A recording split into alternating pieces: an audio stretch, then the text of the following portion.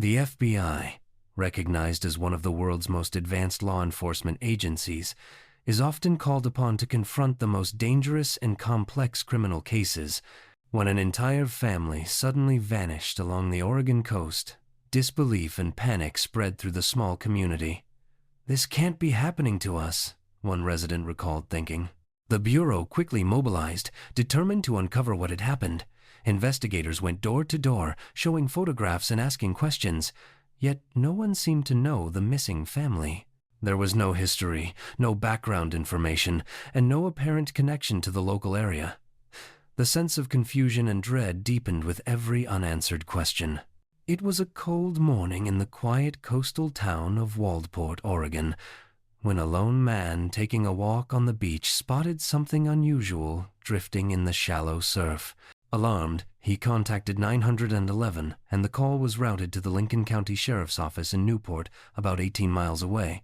Detectives Dennis Bossy and Trish Miller were the first to arrive at the scene.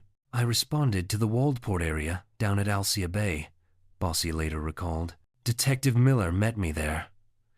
What they discovered left them shaken. A small boy's body, dressed only in underwear, lay on the sand.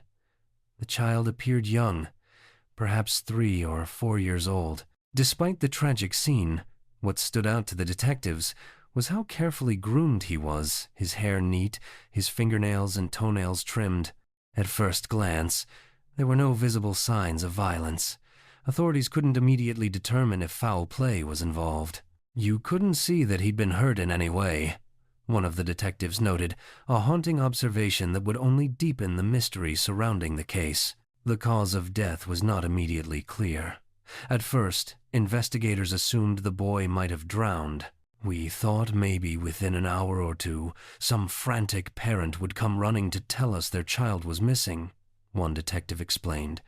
But hours passed, and no one came forward. No reports of a missing child were filed anywhere in the area. The situation grew increasingly unsettling. What initially appeared to be a tragic accident began to look far more mysterious. Detectives started to wonder if they were dealing with something darker than an accidental drowning. The unexplained death prompted the activation of the local major crimes team, a collaboration between local, state, and federal authorities. Among those called to assist were the specialists most experienced in handling complex and sensitive cases, the FBI. "We're always alert to missing child reports," said Special Agent Mike Hullman, a 17-year veteran of the Bureau. "I contacted the Lincoln County Sheriff's Office to offer our help. Hullman's experience told him the case could swing either way. It might have been a simple accident, or it could have involved something far more sinister, possibly even an abduction." As is standard for the FBI, their involvement began immediately and would continue until every lead was exhausted. Hullman and his team's first goal was to identify the little boy. Without a name, they had no way to uncover how or why he had died. "We had nothing," Hullman recalled. "We set up a command post and started knocking on every door in town. We asked if anyone had relatives visiting with a young boy, showed photographs, and asked if anyone had noticed anything unusual the night before. Investigators explored every possible theory, including the idea that the child might have been involved in a freak car accident. But as time passed and no explanations surfaced, it became clear that this was no ordinary case. It was the beginning of a disturbing mystery that would soon draw national attention. Investigators expanded their search, enlisting the help of the Coast Guard to patrol Yaquina Bay and nearby Forest Service roads. They hoped to find clues of a possible car accident. Perhaps a vehicle had veered off the road and into the water. "We didn't know if we were dealing with a family that had drowned somewhere along the waterways," one investigator explained. Despite their extensive efforts, the search yielded nothing. No wreckage, no additional bodies, just silence.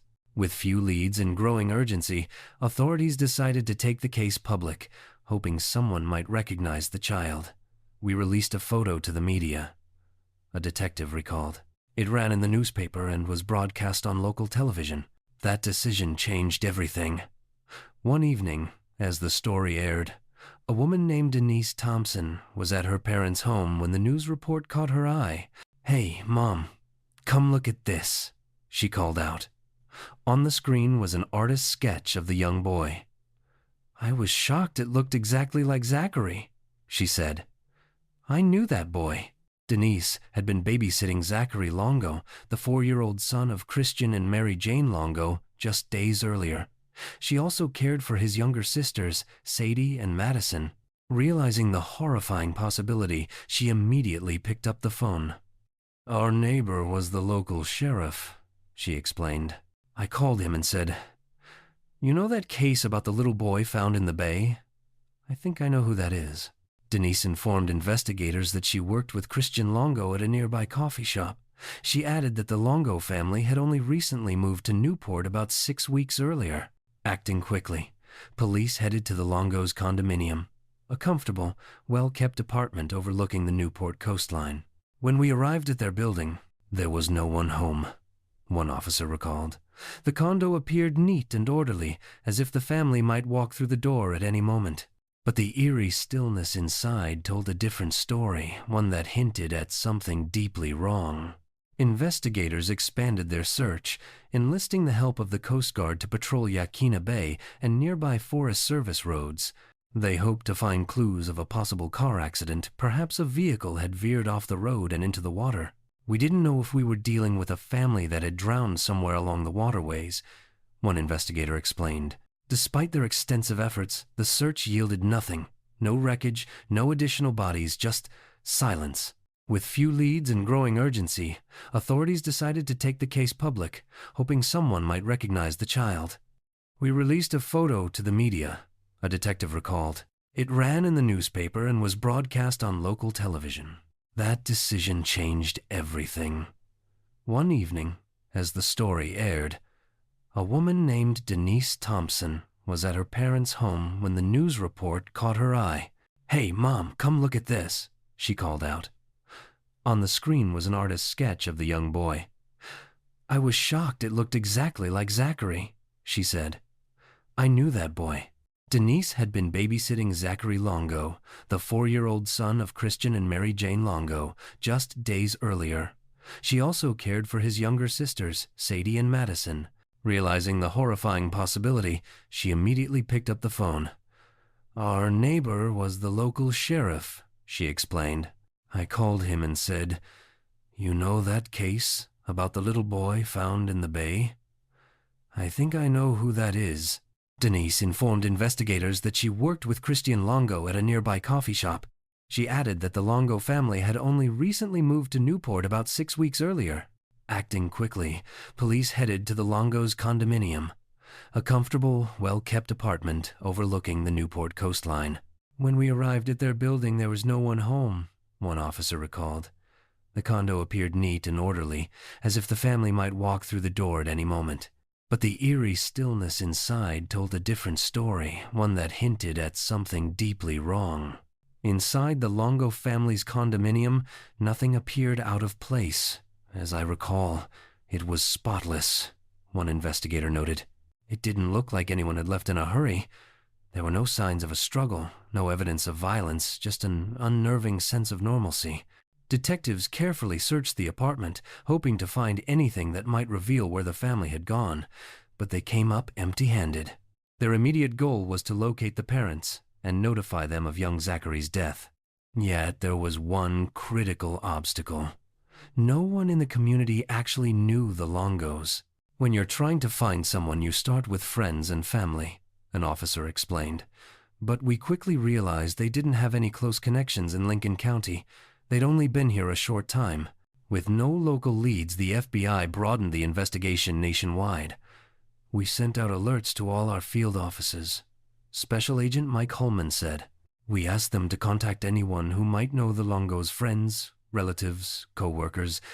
We needed to find out if they had phones, if anyone had heard from them, anything at all.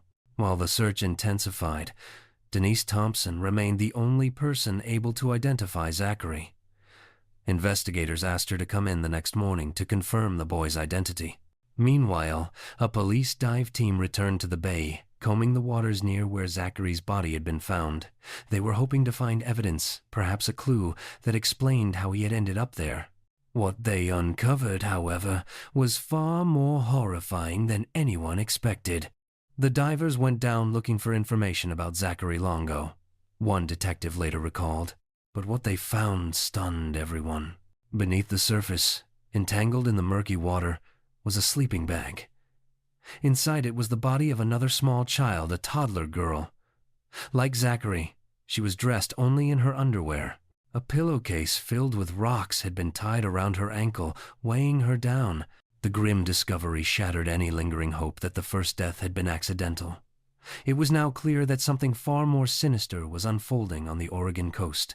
That was the moment investigators knew, without question, they were dealing with a homicide. The second child pulled from the water was believed to be 3-year-old Sadie Longo, Zachary's younger sister. "We were fairly certain they were siblings," one detective said quietly. "They looked alike, just a few years apart in age." The dive team continued their grim search, determined to uncover more evidence. Soon, they discovered another sleeping bag and a second pillowcase filled with rocks. The finding offered a chilling revelation. This was likely the same method used to drown Zachary. "Once we found that second pillowcase," an investigator recalled, "we assumed Zachary had been weighed down in the same way. He was deliberately drowned." Even for veteran detectives, the scene was almost unbearable. The brutality of the crime struck deeply.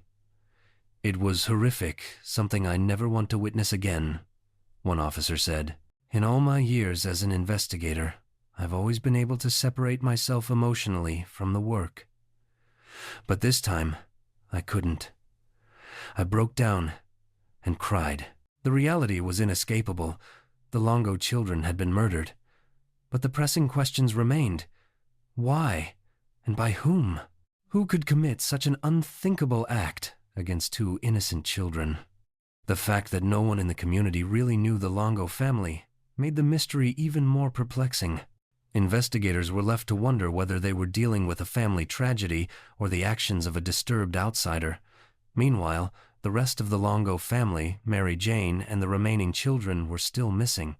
The uncertainty created a growing sense of dread throughout Newport. With a potential child killer on the loose, time was critical. "Were Zachary and Sadie the only victims?" one detective asked. "Or was this just the beginning?" No one had the answer. 3 days had passed since the bodies of Zachary and Sadie Longo were found floating off the Oregon coast. Their discovery painted a horrifying picture.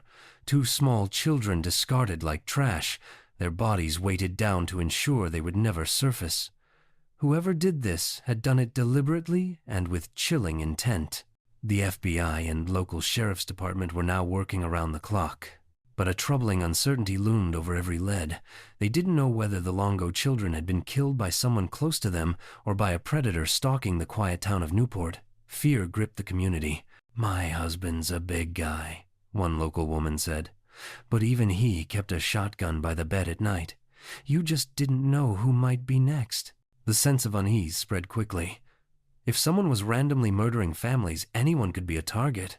Meanwhile, the rest of the Longo family, Mother Mary Jane, Father Christian, and their youngest child, Madison, were still missing. Investigators were haunted by the question, were they victims too, or had something else happened? "We had 2 children dead," one detective recalled. The obvious question was, where's the rest of the family? With limited physical evidence, the crime team turned to the public for help. They released information through the media, urging anyone who might have seen something unusual to come forward. The community responded. "Tips started pouring in," said one investigator. "Dozens of people called, each with something they thought might be important. We had to chase down every single lead." One caller reported seeing a suspicious vehicle parked near a local playground, a car that seemed to be watching children. Detectives followed up immediately, but the mysterious vehicle was gone by the time they arrived. "This is a small town," an officer explained. "Strange cars, unfamiliar faces, they stand out, and people notice." Another caller described an unsettling encounter from the night before Zachary's body surfaced. The witness said he had stopped on a nearby bridge to check on a man who appeared to have car trouble. "He saw the vehicle's parking lights on," the report read, "and thought the driver might need help." It was a seemingly ordinary detail, but in a case this dark and uncertain, Even the smallest clue could lead investigators closer to the truth about what had happened to the Longo family. The witness who had stopped on the bridge tried to make sense of the encounter. "Everything all right, man?" he asked. The man in the car explained that a warning light had come on, and he was just waiting it out. When offered help, he waved it off. The witness thought it was odd, but hadn't been able to note the make of the car or its license plate. He could only give police a vague description of the man. With limited leads, investigators turned their attention back to the man who had originally found Zachary's body. "Whoever discovers a body first is always someone of interest," an officer explained. "People often try to involve themselves in cases. Sometimes they turn out to be the suspect." After bringing him in for more thorough questioning, troubling details emerged. The man had a history of violence against children, raising immediate concerns. He claimed that the previous night he had attended an Alcoholics Anonymous meeting. Police checked the building where the meeting had been held and conducted a luminol test in the restroom, hoping for clues. The results were shocking. "When we sprayed the bathroom, we found blood on the walls," an investigator said. "It made us suspicious. We thought he might have taken the child and killed him there." Blood samples were collected and sent to the lab for analysis, but without further evidence, authorities could not make an arrest. While the investigation appeared to be making progress, one critical question remained unanswered: the whereabouts of the rest of the Longo family. To locate them, the FBI launched a comprehensive background search on the parents. "Every adult leaves a trail," Special Agent Holman explained. "From rental cars and plane tickets to credit card records, every interaction provides clues. We had to follow that trail to see who last heard from them and where they might be now." Through their investigation, agents began piecing together the life of Mary Jane Baker, Zachary's mother. Born in 1,967 inches, Ann Arbor, Michigan, she was one of 6 children, a small detail that could soon help unravel the larger mystery of the Longo family's disappearance. Mary Jane Baker's early life was shaped by a strict upbringing. Her parents divorced in the 1972nd, and, according to her brother Mark Baker, their mother raised all 6 children as Jehovah's Witnesses. "My mom got into the truth when I was about 7, Mark recalled. "So Mary Jane was probably around 4. That was basically her life. We were raised very strict." Mary Jane met Christian Longo in her mid-20s while working as a secretary. Though Christian was only 17 at the time, they shared much in common. Both had divorced parents and a deep connection to their faith. "He was like anyone else, normal-looking, actually better looking than some," a family acquaintance said. "He had good manners, didn't party, and was very respectful." Christian became Mary Jane's first love. She had not dated anyone before meeting him. The couple married in the spring of 1993. Mary Jane devoted herself entirely to family life, with her sole ambition being to be a loving wife and mother. They quickly started a family. Zachary was born in February 1997, followed by Sadie and Madison. By all accounts, Mary Jane was a devoted and attentive mother. The children were well cared for, rarely cried, and always appeared happy and neatly dressed. Christian pursued entrepreneurship, starting a company that cleaned construction sites. The business initially flourished, allowing him to provide for the family, while Mary Jane stayed home to care for the children. "It seemed like a perfect little family," an observer noted. 3 cute kids, a clean, tidy household, and Mary Jane was a wonderful mother. But the family's stability didn't last. Christian's business eventually collapsed when several clients failed to pay, leaving him unable to meet payroll. Burdened by debt and embarrassed by his financial struggles, he decided to move the family west in September 2001, hoping for a fresh start. He felt he had to be the sole provider, an acquaintance explained. "Maybe the pressure was too much, so he took the family to make a new beginning." The Longos set out for a new life, carrying with them the hope of rebuilding the dream they had once had. The Longos set out to start fresh, eventually landing in Newport, Oregon. Christian secured an apartment overlooking the ocean and took a job at a local coffee shop to support the family. His idea of a romantic gift? Denise Thompson, A coworker who would become close to the family recalled. He bought me a vacuum cleaner because it would help around the house. It was at the coffee shop that Denise met Christian. They quickly became friends. He was fun to work with, always smiling, happy, a young family man with 3 little kids. It was great having a new friend at work, she said. Denise, aware that the Longos didn't know anyone in Oregon, wanted to help them feel welcome. We're a tight-knit community down here, she explained. I knew it was rough for them being so new, so I wanted to make them feel at home. Denise offered to babysit for the young couple so they could have a night out. I said, let's be friends. I'll watch your kids, and you can watch mine sometime. It sounded like fun, she remembered. Christian and Mary Jane happily accepted, heading out for dinner and a movie, leaving their children in Denise's care. The 2 oldest, Zachary and Sadie, were remarkably easygoing. Extremely friendly little kids, Denise said. They were the easiest kids to watch. Not a thing wrong with them. They were polite, happy, and just delightful.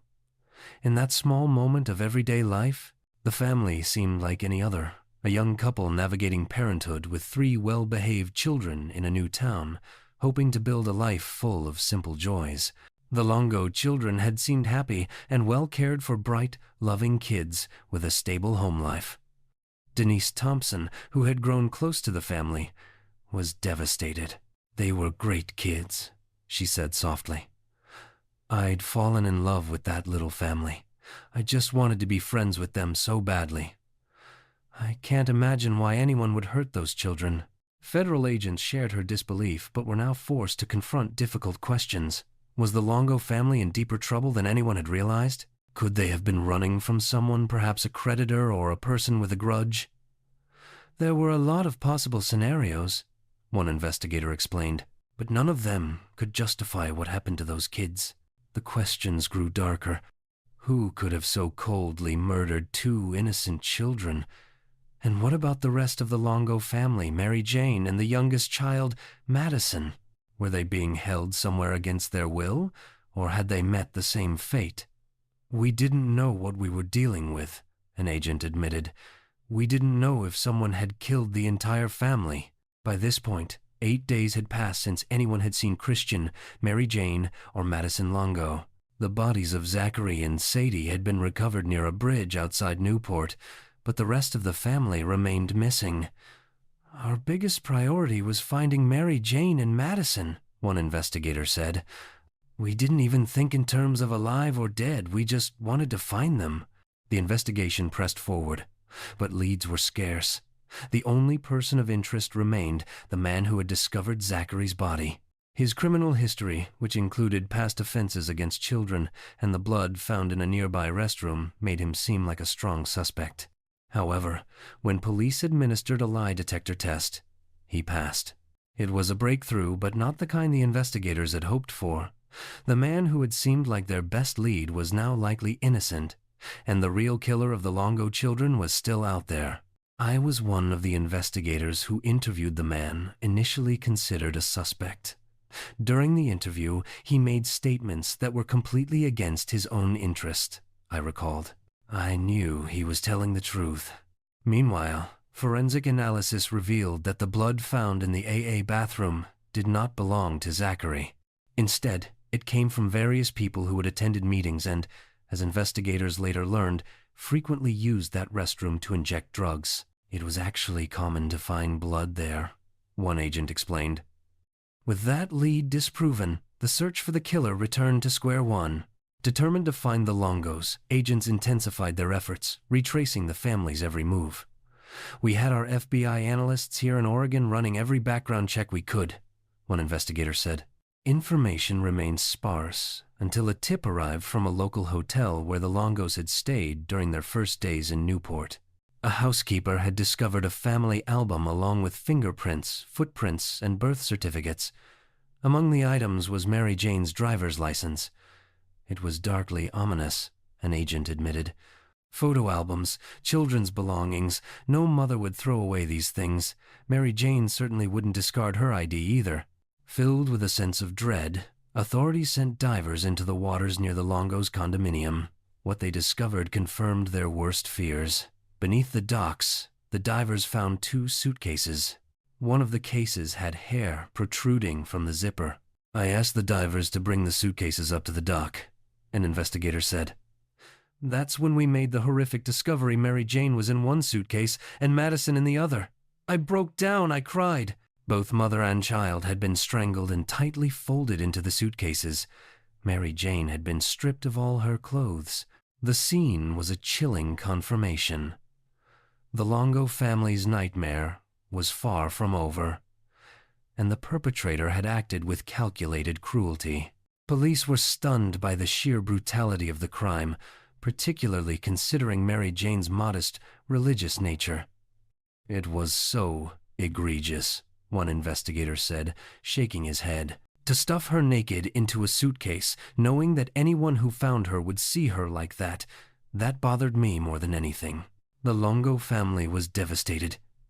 It just breaks your heart, a relative said quietly. You'll never get over something like this. But even as grief consumed them, investigators knew they had to focus on the facts. There was no justification for what had been done. One question loomed over the investigation. Where was Christian Longo? Authorities faced grim possibilities. Would his body soon wash up along the Oregon coast, like his wife and youngest child? Or had this seemingly devoted father committed the unthinkable, murdering his entire family and fleeing the state?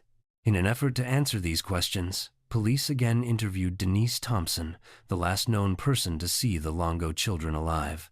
During the interview, Denise recalled a detail that had seemed trivial at first, but now took on ominous significance. She remembered the night she had babysat the Longo children just days before Zachary's death.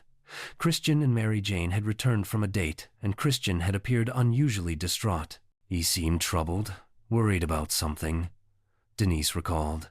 What had caused the father's sudden agitation? At that moment, investigators realized that even the smallest observations could hold a key to understanding the horrifying chain of events that had engulfed the Longo family. It was late around 11 p.m. when Denise Thompson noticed something unusual about Christian Longo. His eyes were red, as if he had been crying. A few days later, at work, he approached her with unexpected news. Denise, he said, I have something to tell you. I wanted you to hear it from me first. My wife is leaving me. She took the kids and left. Denise was stunned. Are you okay? She asked. That was the last time she saw Christian in person. When she went to pick up her paycheck a few days later, he wasn't at work even though he had been scheduled. I went in to say hi, and his manager told me he hadn't shown up, Denise recalled. I was instantly concerned. I thought, what if he had done the worst, hurt himself?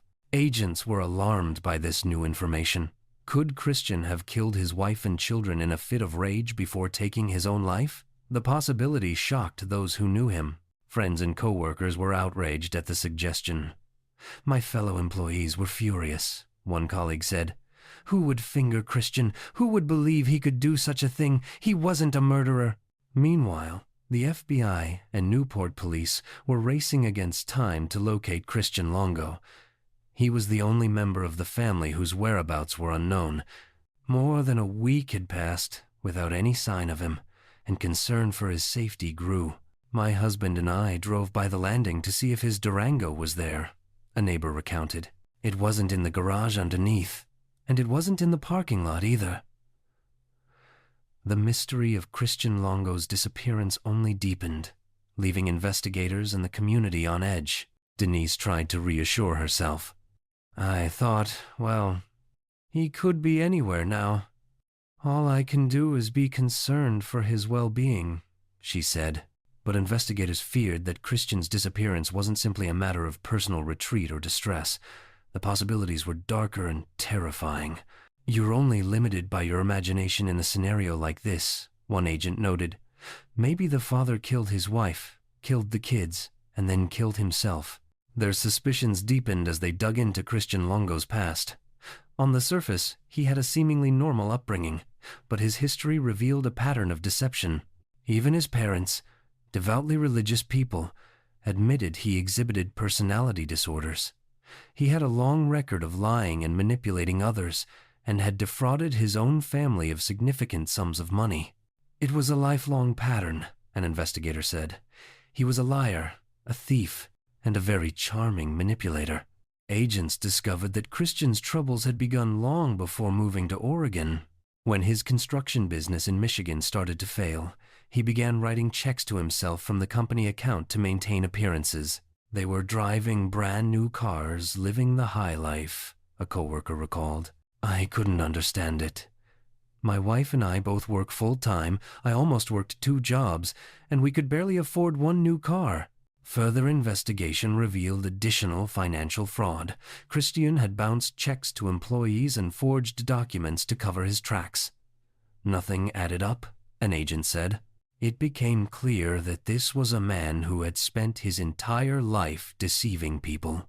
And now we had to wonder if that deception had escalated to something far more dangerous. Christian Longo's financial troubles had caught up with him, and he went to great lengths to maintain the appearance of success.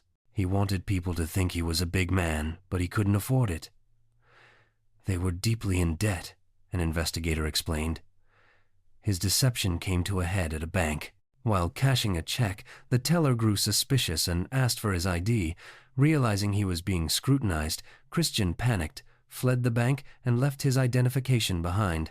The law caught up with him. Police arrested Christian for writing bad checks, and his secret life was exposed. He was given probation, but the repercussions went beyond the legal system. His actions brought shame upon the family's Jehovah's Witness church. We can't have this type of behavior in our religion, a church member explained. Mary Jane was forced to endure the social fallout. It affects her because she can't hang around with the same people. They shun you like you're a bad person, she later said. Christian's schemes continued. He moved the family to a dilapidated warehouse in Ohio, planning to convert it into living space. He also stole construction equipment and attempted to resell it, but a prospective buyer sensed something was wrong and reported him to the authorities. At one point, he was caught with $20,000 worth of stolen property. When detectives returned to the office with warrants, Christian had vanished within hours. Sensing the news tightening, his flight instincts kicked in. Without giving his family time to process or pack, Christian uprooted them entirely, dragging them west and leaving behind the life and community they had known. His pattern of deception, manipulation, and avoidance had escalated into a desperate bid to escape consequences, setting the stage for the dark events that would later unfold in Oregon. When investigators finally looked inside the Longo's Ohio home, they were struck by what had been left behind. There were so many family items still there, one agent said. Mary Jane's clothes, her wedding dress, even her Bible. All their photo albums, her graduation diploma. Things you just don't leave behind. These are cherished possessions. The discovery highlighted a troubling pattern.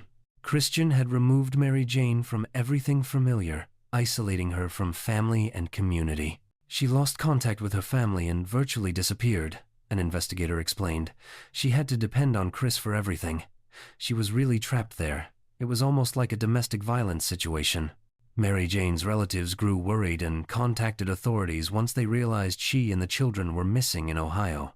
We filed missing persons reports with the Toledo police for Mary Jane and the kids because we knew something was wrong, a family member said. But the reports were later canceled after the family received a postcard from Mary Jane, mailed from South Dakota. The note read in part, "We're okay. Chris is looking for work. I'll call when we're settled." The postcard offered a brief reprieve, but it did little to erase growing concerns. Investigators now understood that Christian Longo was not the man they had believed him to be, a charming, devoted father. Instead, he was a manipulator with a long history of deceit. And yet the question remained, was he dead?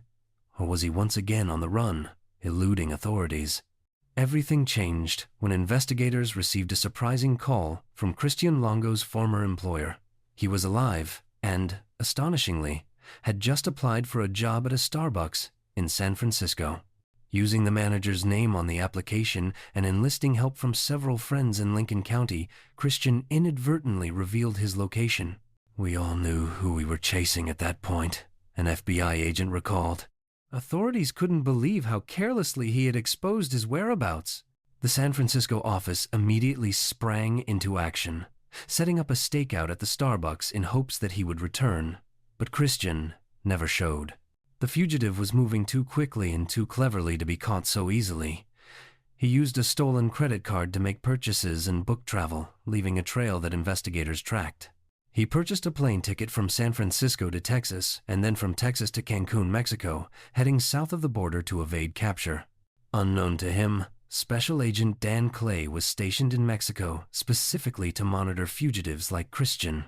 At the time, in the early 2000s, Americans did not need a passport to enter Mexico, making it a common destination for those trying to disappear. As the search intensified, Christian Longo was placed on the FBI's 10 Most Wanted list. Flyers with his photo and details of his crimes were distributed throughout Cancun and surrounding areas in the hope that someone would recognize him and provide a tip. By the 14th of January 2002, the suspected murderer was officially reported to have fled to Cancun, Mexico, following the discovery of the bodies of his wife and 3 children in Newport, Oregon. The manhunt was now international, and the clock was ticking to bring Christian Longo to justice. The FBI officially placed Christian Longo on its 10 Most Wanted list and blanketed Cancun with flyers bearing his face. Agents knew that American fugitives abroad often sought some form of connection to home, and they focused their attention on places where tourists and expatriates gathered. "If you're an American, you tend to look for familiar comforts," one agent explained. Internet cafes, public transportation hubs, taxi stands, and bus depots were the logical places to start. Their instincts proved right. Within 48 hours, a promising lead surfaced. A local tour guide reported that he had recently shown a man matching Longo's description around the area and had dropped him off at a remote campground about 50 miles from Cancun. Acting swiftly but discreetly, agents surrounded the campground. Inside a small cabana, they spotted the fugitive relaxed, confident, and apparently enjoying his new life. Longo was not hiding in fear or remorse. Instead, he was living under an alias, entangled in a romantic relationship with a young German woman, a freelance photographer who believed he was a journalist on assignment. "He didn't seem to be grieving at all," one investigator later said. "He looked like a man who had left his old life behind." As the sun dipped low over the Mexican coast, agents moved in. Working with local authorities, the Mexican police approached the cabana, burst inside, and pulled the man from his chair. "Who are you guys?" he demanded, struggling as the officers restrained him. "I identified myself as FBI," one agent recalled. "He said his name was Michael." The agent held up a flyer. "Christian Michael Longo, right?" After a brief silence, Longo glanced at the paper, saw his own face staring back, and quietly admitted, "Yes, the international manhunt was over. The fugitive who had murdered his family and fled across borders had finally been caught. Christian Longo was finally arrested without incident, and FBI Special Agent Dan Clay confronted him immediately.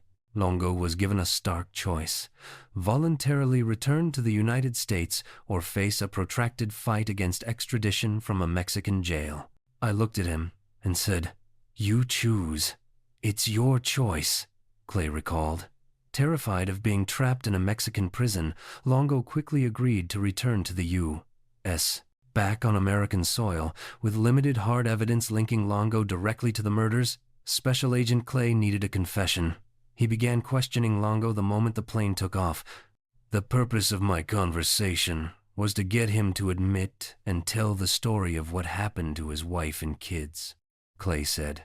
Longo, however, was evasive, cloaking his answers in religious overtones. He spoke about his beliefs, explaining that after death, people go to sleep. When asked if that's where his family was, Longo calmly replied, "Yes, they're in a state of sleep." When pressed for a reason, he said, "I wanted them to be in a better place." It was as close as he came to admitting anything. In February 2003, just 1 month before his capital murder trial, Longo shocked authorities by pleading guilty to the murders of his wife, Mary Jane, and their youngest daughter, Madison. He refused to explain how or why he had killed them, and continued to maintain that he had not killed Zachary and Sadi. Whether this was a legal tactic to avoid the death penalty or another strategy was unclear, but to investigators, it was largely meaningless, a smokescreen in an otherwise brutal case. The highly publicized trial began on the 10th of March 2003. Mary Jane's family braced for what was to come, unsure what to expect. There was never a 100% feeling that he was going to be convicted. One family member admitted, knowing the courtroom drama would be both emotionally wrenching and legally complex. Investigators had long feared that Christian Longo might escape justice, not because the evidence was weak, but because of his skill as a manipulative con artist. When Longo took the stand during his trial, he spun an elaborate story, claiming he had returned home to find Zachary and Sadi dead, allegedly at the hands of Mary Jane. According to him, Mary Jane had come home in a rage, killed the two older children, and placed them in the water. He then claimed he strangled his wife out of anger and that baby Madison was struggling for her last breath, so he finished the job. In court, Longo attempted to smear Mary Jane's name, portraying her as the murderer in front of the jury and the world. His arrogance was palpable. He spent nearly 3 hours on the stand, clearly convinced he could manipulate the jury and convince them the prosecution had it all wrong. But the jury was not fooled. They saw through his lies and convicted Longo on 4 counts of aggravated murder, ensuring that Mary Jane and the children received the justice they deserved. Yes, an investigator recalled. He didn't walk away. That was the relief. Just 1 week later, Longo was sentenced to death. Standing before the court to make a statement, he said, "This is a wake-up call for me." For those who had followed the case, the words reflected the cold, self-centered mentality of a man who had lied, manipulated, and destroyed lives, all for his own gain. As one agent summed it up, "Lincoln, he's just a liar and a conniver, always out for number one." In a later jailhouse interview, Christian Longo admitted the chilling truth. He had deliberately killed his entire family because he was financially ruined and did not want them to witness his failure. He revealed to the journalist that he decided to kill Mary Jane just hours after they had been intimate, seeing it as the perfect opportunity. He strangled her, then placed her body in a suitcase. He did the same to Madison, packing her into a suitcase with clothing and a diving weight. Longo transported the suitcases to the docks and dumped them into the water. He then returned to his condo, gathered Zachary and Sadi, and drove them to Waldport. At the Lintlu Bridge, he stopped his van and threw the children into the water. Moments later, he encountered a Good Samaritan who thought he was experiencing car trouble. Calmly, he explained, "Some sort of light came on in my car, and I'm just waiting it out," and then continued on, eventually returning home to attend a Christmas party, as if nothing had happened. Christian Longo now awaits execution on death row. In early 2011, he attempted to draw attention once again by offering to become an organ donor, claiming it would be penance for his crimes. He proposed to waive his appeals and accept the death penalty on the condition that he could donate his organs to science. Authorities and observers were outraged. "He's still trying to be in the limelight, still trying to justify it," one official said. "There isn't any justification. He shouldn't even be allowed to speak publicly, access the internet, or be around the public at all." Oregon officials ultimately denied his request, leaving Longo to face the full weight of justice for his heinous acts.